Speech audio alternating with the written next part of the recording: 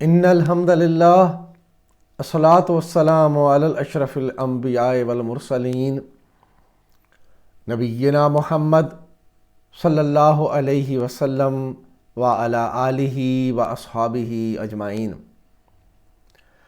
رب اشرح لی صدری ویسر لی امری واحلل عقدۃ من لسانی یفقہوا قولی۔ میرے محترم ناظرین اکرام، السلام علیکم ورحمۃ اللہ۔ سورہ البقرہ کی آیت نمبر 233 ہم پڑھ رہے ہیں۔ کچھ حصہ ہم نے پڑھا ہے اور کچھ حصہ اس کا باقی ہے، اور جو مضمون چل رہا ہے وہ ہم نے دیکھا، شادی کا ذکر ہوا کہ شادی کہاں کرنی ہے، اور پھر شادی کے بعد اگر کوئی مسائل آ جائیں تو پھر طلاق کے اوپر بات ہوئی، اور اس کے بعد پھر ابھی اس آیت مبارکہ میں جو حصہ ہم نے پڑھا ہے اس میں ہمیں بتایا گیا کہ طلاق ہوتی ہے، اور اگر کوئی نومولود بچہ دودھ پینے والا ہے اس وقت تو اس کو دودھ کیسے پلایا جائے، اس کی بات ہوئی، اور ابھی یہ مضمون چل رہا ہے۔ تو آج دیکھتے ہیں کہ جو بقیہ حصہ ہے اس آیت مبارکہ میں، اس میں ہمارے لیے کیا پیغام ہے۔ حسب معمول پہلے آیت کا ترجمہ اور اس پہ چند باتیں، اور پھر گرامر کی تفصیل ہوگی۔ تو چلیے شروع کرتے ہیں سورہ البقرہ کی آیت نمبر 233 کا بقیہ حصہ، یعنی 233A۔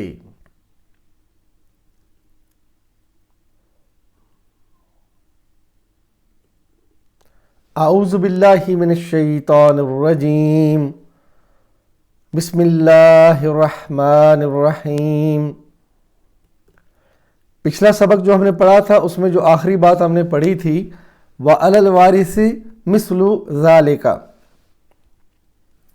ویسا ہی اس کے وارث پر بھی ہے، یعنی دودھ پلانے کے لیے اگر اس کے وارث چاہیں تو جس عورت کو طلاق ہوئی ہے وہ اس کو دودھ پلائے، اور وارثین اس کا حق ادا کریں، یعنی اس عورت کے لیے خرچہ دیں۔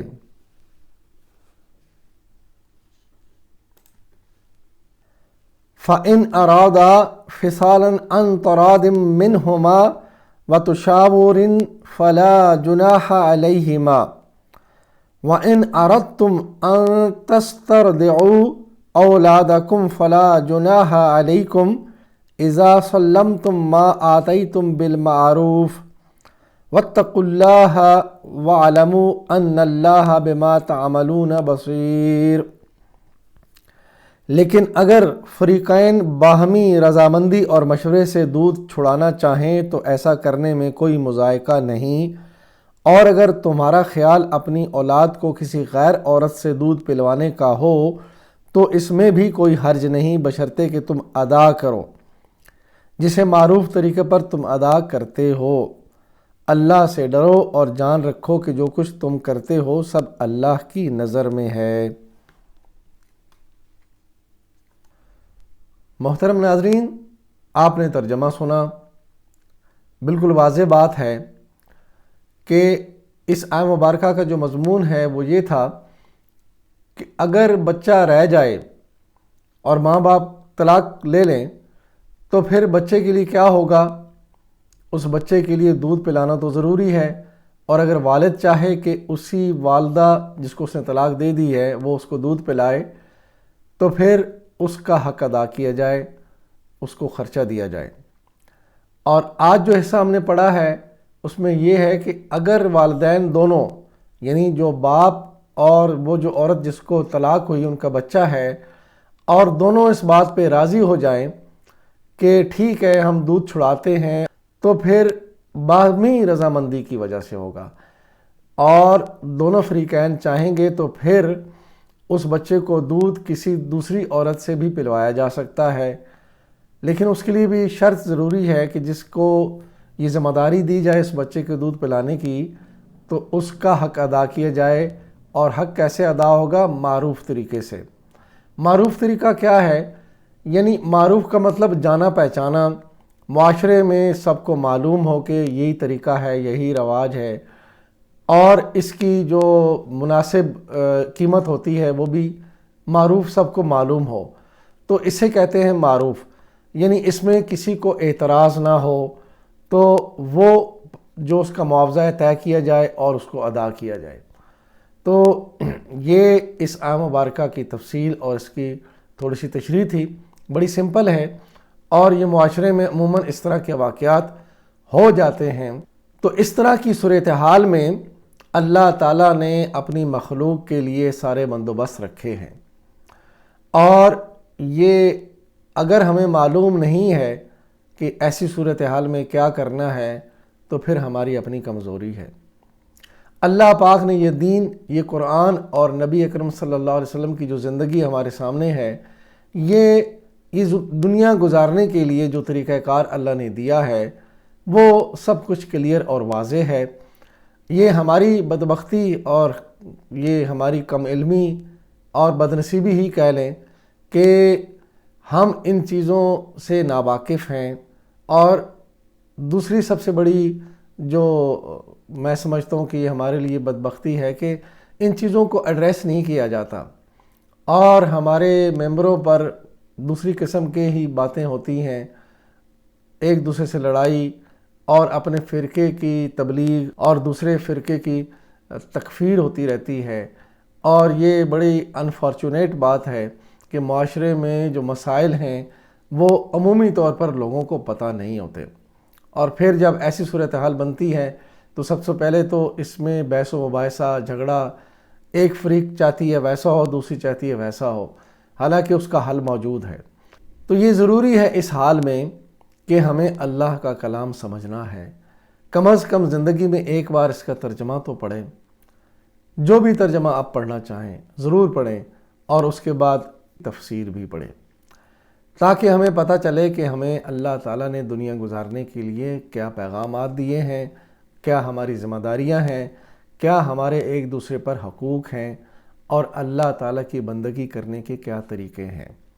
اور پھر سب سے بڑھ کر یہ کہ اس دنیا سے جب مر کے چلے جائیں گے تو آخرت میں کیا ہوگا، جنت ملے گی یا دوزخ، وہ بھی اللہ نے بتا دیا، ساری چیزیں کھول کے رکھ دیں کہ یہ کام کرو گے تو جنت میں جاؤ گے، اور اگر ایسا نہیں کرو گے تو دوزخ میں جاؤ گے۔ تو بڑی سمپل باتیں ہیں اور بہت ہی آسان ہمارا دین ہے، اگرچہ ہم اس کو سمجھیں اور اس پہ عمل کریں۔ اللہ سے دعا ہے کہ اللہ تعالی ہمیں قرآن کو سمجھنے اور اس کو پڑھ کر دوسروں تک پہنچانے کی بھی توفیق دے، اور معاشرے میں اصلاح کرنے کی توفیق عطا فرمائے۔ تو اب ہم اس آیت مبارکہ کی گرامر کی تفصیل پڑھتے ہیں۔ فَإِنْ أَرَادَا فِصَالًا عَنْ تَرَادٍ مِّنْهُمَا وَتَشَاوُرٍ فَلَا جُنَاحَ عَلَيْهِمَا وَإِنْ أَرَدتُّمْ، لیکن اگر فریقین باہمی رضامندی اور مشورے سے دودھ چھڑانا چاہیں تو ایسا کرنے میں کوئی مضائقہ نہیں، اور اگر تم نے ارادہ کر لیا ہے۔ فَإِنْ أَرَادَا فِصَالًا، اگر دونوں دودھ چھڑانے کا ارادہ کر لیں، فا عاطفہ ہے، ان شرطیہ ہے، ارادہ یہ فعل تثنیہ ہے دو کے لیے، یعنی دونوں اگر یہ فیصلہ کر لیں، ارادہ کر لیں۔ فصالاً مفعول بہ ہے، یعنی دودھ چھڑانے کا۔ ارادہ مادہ ہے را واو دال، باب اسلمہ ماضی کا پہلا صیغہ ارادہ، مضارع کا پہلا صیغہ یریدو، اسلمہ یسلمو، ارادہ یریدو۔ ارادہ یہ اسلمہ کے وزن پہ ہے، ماضی واحد غائب مذکر، اس نے چاہا۔ ارادہ دال کے آگے الف ہے، اور یہ تھوڑا سا اس کو کھینچ کے پڑھنا پڑے گا، ارادہ، تو یہ ہوا اسلمہ کے وزن پہ۔ اسلمہ سے اسلمہ یہ دو کا صیغہ ہے، تو ارادہ ماضی تثنیہ غائب، وہ دو یعنی دونوں میاں بیوی مل کر یہ فیصلہ کریں، دونوں کے لیے یہ فعل ہے تثنیہ کا۔ عن تراد منہما وتشاور، باہمی مشورے اور رضامندی سے۔ عن تراد مرکب جاری ہے، منہما بھی مرکب جاری ہے، اس میں ہما جو ہے یہ ضمیر تثنیہ کے لیے ہے، ہو کی ضمیر واحد کے لیے، ہما دو کے لیے، اور ہم جمع کے لیے۔ وتشاورن واو عاطفہ تشاورن یہ معطوف ہے فصالن کی طرح، مفعول بہ ہے۔ فلا جناح علیہما تو ایسا کرنے میں ان پر کوئی مضائقہ نہیں۔ فا عطفہ لا جنسیہ ہے۔ لا جنسیہ کیا ہوتا ہے؟ ایک تو یہ کہ اس میں نفی جنس ہر طرح ہر اینگل سے اس کے اندر نفی ہی آتی ہے اور زیادہ شدت کے ساتھ نفی ہے، تو اس کے بعد یعنی لا نافیہ کے بعد جو اسم آئے گا وہ حالت نصب میں آئے گا۔ جناح یہ لا کا اسم ہے۔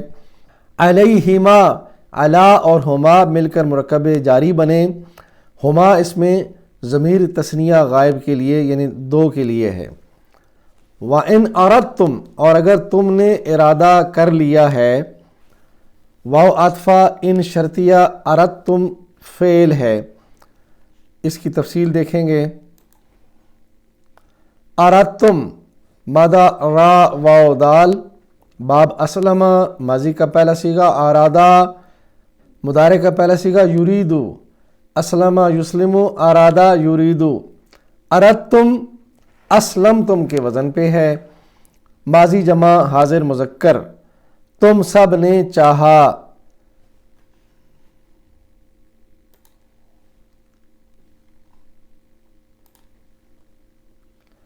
ان تسترضعوا اولادکم فلا جناح علیکم اذا سلمتم ما آتیتم بالمعروف، کہ اپنی اولاد کو کسی غیر عورت سے دودھ پلایا جائے تو اس میں بھی تم پر کوئی حرج نہیں، بشرطے کہ تم ادا کرو جسے معروف طریقے پر تم ادا کرتے ہو۔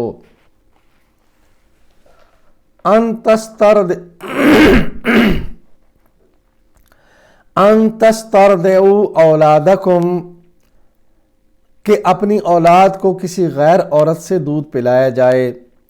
ان ناسبت المضارع ہے، تسترضعوا یہ فعل منصوب ہے، اصل میں یہ تسترضعون تھا تو نون اس کا گرا ان کی وجہ سے۔ اولادکم اولادہ اس میں مفعول بہ ہے اور کم کے ساتھ مل کر یہ مرکب اضافی بنا، اور اس میں کم جمع ضمیر حاضر کے لیے ہے۔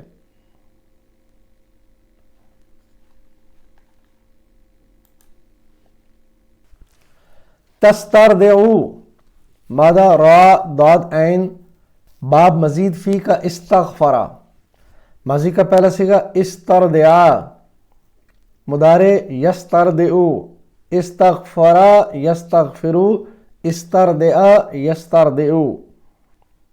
تسترضعون تھا تستغفرون کے وزن پہ، مضارع جمع حاضر مذکر، تم رضاعت کا دودھ پلاتے ہو۔ ان تسترضعوا نون گر گیا ان کی وجہ سے تو تسترضعون سے تسترضعوا رہ گیا، ناسبت المضارع ان ہے اس کی وجہ سے، اور اس کا معنی بھی بدل گیا کہ تم کسی عورت کا دودھ پلاؤ۔ فلا جناح علیکم تو اس میں بھی کوئی تم پر حرج نہیں۔ فا عطفہ ہے لا جنسیہ، ابھی اس پہ بات ہوئی، جناح اس کا اسم ہے، اسم منصوب لا کا، علیکم مرکب جاری ہے، کم ضمیر جمع حاضر کے لیے، اذا سلمتم بشرطے کہ تم ادا کرو، اذا ظرف زمان ہے، سلمتم فعل ہے۔ سلمتم مادہ سین لام میم، باب مزید فی کا سبہا، ماضی کا پہلا صیغہ سلما، مضارع کا پہلا صیغہ یسلمو، سبہا یسبہو، سلما یسلمو۔ سلمتم سبحتم کے وزن پہ، ماضی جمع حاضر مذکر، تم سب نے ادا کیا۔ اذا سلمتم جب تم ادا کرو، ما آتیتم بالمعروف، جسے تم معروف طریقے پر ادا کرتے ہو۔ ما موصولہ ہے، آتیتم فعل ہے، بالمعروف مرکب جاری ہے۔ آتیتم حمزہ تا یا اس کا مادہ، باب اسلمہ ہے، ماضی کا پہلا صیغہ آتا، مضارع یوتی، اسلمہ یسلمو، آتا یوتی۔ آتیتم اسلمتم کے وزن پہ، ماضی جمع حاضر مذکر، تم نے دیا یا تم اس پہ راضی ہوئے دینے پہ۔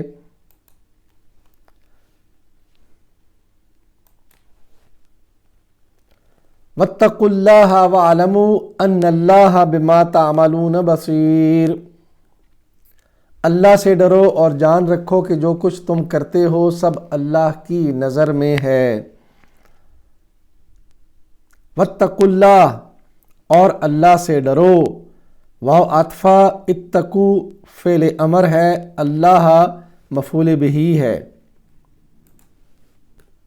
وا اتقو، اتقو کا مادہ واو قاف یا، مزید فی کا باب اختلافا، اور اختلافا کے وزن پہ ماضی کا پہلا صیغہ بنے گا اتقا، مضارع یتقی، اختلافا یختلفو، اتقا یتقی، فعل امر ہے، اور اختلافا میں واحد کے لیے امر آئے گا اختلف، جمع کے لیے اختلفو، اور اتقا میں واحد کے لیے امر اتقی، جمع کے لیے اتقو، اختلفو کے وزن پہ، تم سب ڈرو۔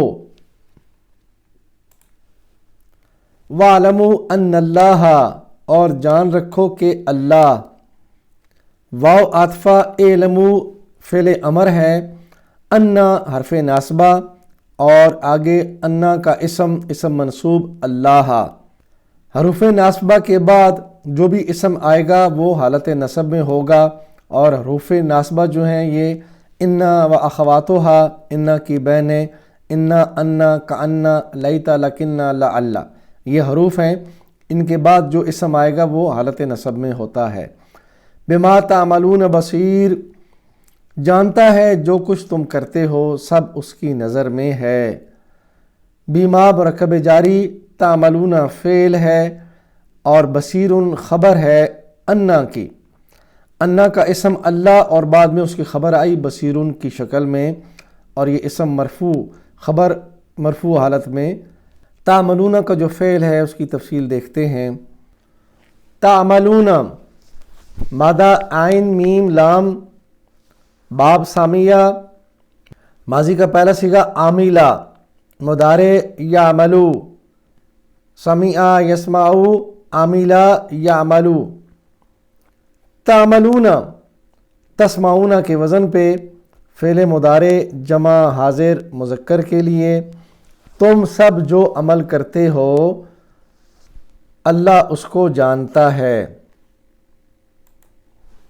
الحمدللہ سورہ البقرہ کی آیت نمبر 233 ہم نے پڑھ لی ہے، اور اللہ تعالیٰ سے ہم دعا کرتے ہیں کہ اللہ ہمیں قرآن سے اور نبی اکرم صلی اللہ علیہ وسلم کی زندگی اور آپ کے ارشادات سے ہمیں ہدایت لینے کی توفیق عطا فرمائے، اور آخر میں ہم حسب معمول یہ اللہ کے حضور اپنی زندگی کو پیش کرتے ہوئے کہتے ہیں، میری زندگی کا مقصد تیرے دین کی سرفرازی، میں اسی لیے مسلمان، میں اسی لیے نمازی، وآخر دعوانا ان الحمدللہ رب العالمین، الصلاۃ والسلام علی رسولہ الکریم، جزاکم اللہ خیراً۔